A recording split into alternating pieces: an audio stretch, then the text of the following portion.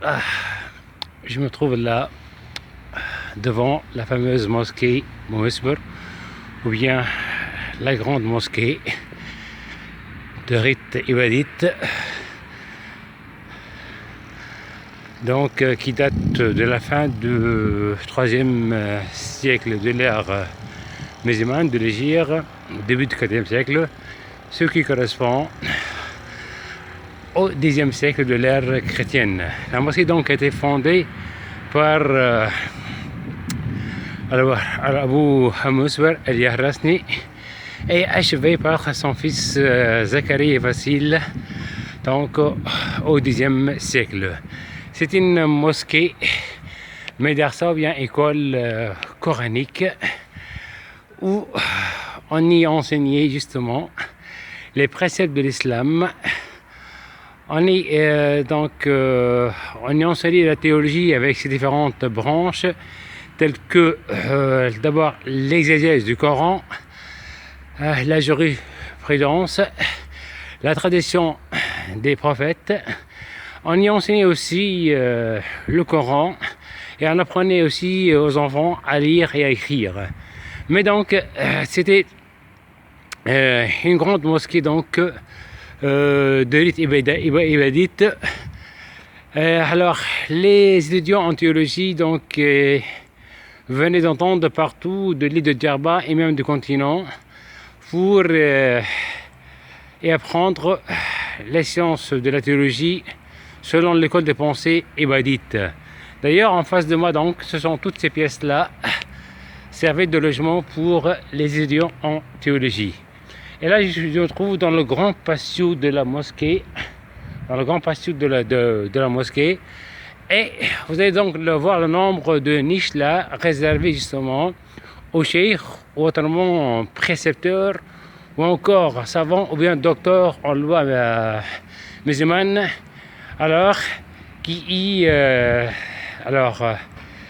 enseignait justement, qui s'asseyait donc dans sa niche, et autour de lui, bien sûr, assis sur les natangeons, ses disciples écoutaient ses cours et écrivaient bien sûr ses cours sur des ardoises ou sur des tablettes.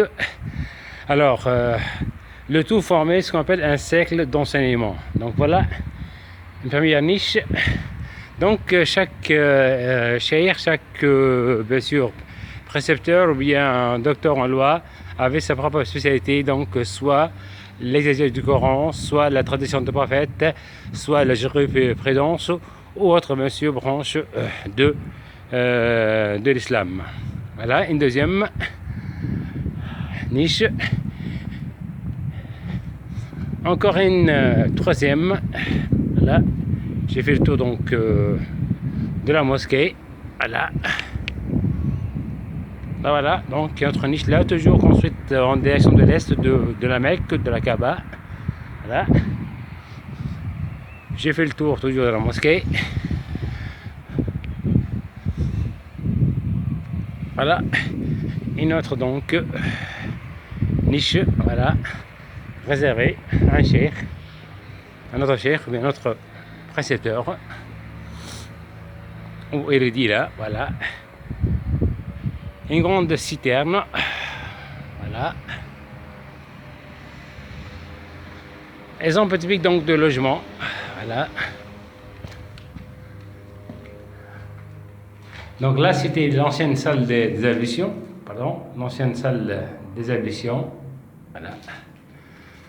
Donc là je vois l'ancien puits avec justement alors la poulie en bois autour de laquelle on enroulait la corde, à laquelle était attaché donc un seau, et ça servait à puiser donc l'eau du puits qui servait pour les ablutions.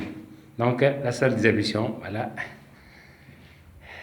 Très ancienne salle d'ablution, surmontée de deux très belles voûtes, voilà, dans le temps. Ça servait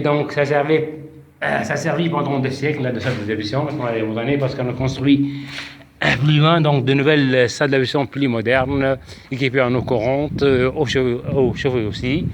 Voilà, la façade ouest de la mosquée. Et là je retrouve justement les pièces qui servaient donc de logement pour les étudiants. Voilà. On va donc, elles sont ouvertes là.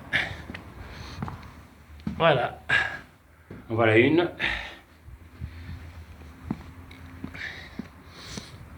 D'autres là aussi. Bien sûr, cette école médecine donc fonctionnait comme une fondation qui avait donc ses propres biens immobiliers et bien aussi fonciers qui donc lui permettaient donc de financer l'enseignement donc qu'on dispensait aux étudiants donc de l'île et même venant du continent. Donc là, ce sont donc les nouvelles salles d'ablution. Voilà. Voilà. L'autre façade de la mosquée. Voilà. Là. Devant moi donc la nouvelle salle d'ablution. C'est là. Voilà. Moderne, bien équipée. Voilà. Donc, grâce à dans cette fondation donc, de l'école médecine, donc avait ses propres donc, biens fonciers, encore fonds commerciaux, qui lui permettaient donc d'assurer son autosuffisance, de gérer donc la mosquée et aussi d'assurer un enseignement, bien sûr, aux étudiants donc, qui venaient alors à Djerba pour justement apprendre la religion, utiliser la théologie selon donc les codes de pensée de rite ibadite évidemment. Voilà, un grand nombre de citernes là, justement, ils servaient donc à recueillir l'eau qui tombait pendant la saison pluvieuse et la stocker pour la consommer pendant leurs années. Surtout donc que l'eau est tellement précieuse à Djerba parce que la moyenne des précipitations annuelles ne dépasse pas dans les meilleurs des cas les 200 mm par an. Donc le problème de l'eau à Djerba, comme dans le reste du sud tunisien, s'est posé depuis la nuit des temps, comme on dit. Et la seule solution donc, que les Djerbiens avaient trouvée était donc de construire des citernes ou bien des impluviums, alors pour justement recueillir, stocker l'eau de la pluie. Justement, donc, on va remarquer donc, que le tout est bien choilé, donc l'ensemble est donc blanchi avec de la chaux vive, là. Voilà. C'est sûr donc drainé par les eaux de la pluie, donc coulé à travers des conduites vers les citernes justement de la mosquée. Et la chaux donc est un très bon désinfectant. Elle permet justement de désinfecter l'eau et de la garder saine, propre et potable. Donc pendant des années. Voilà.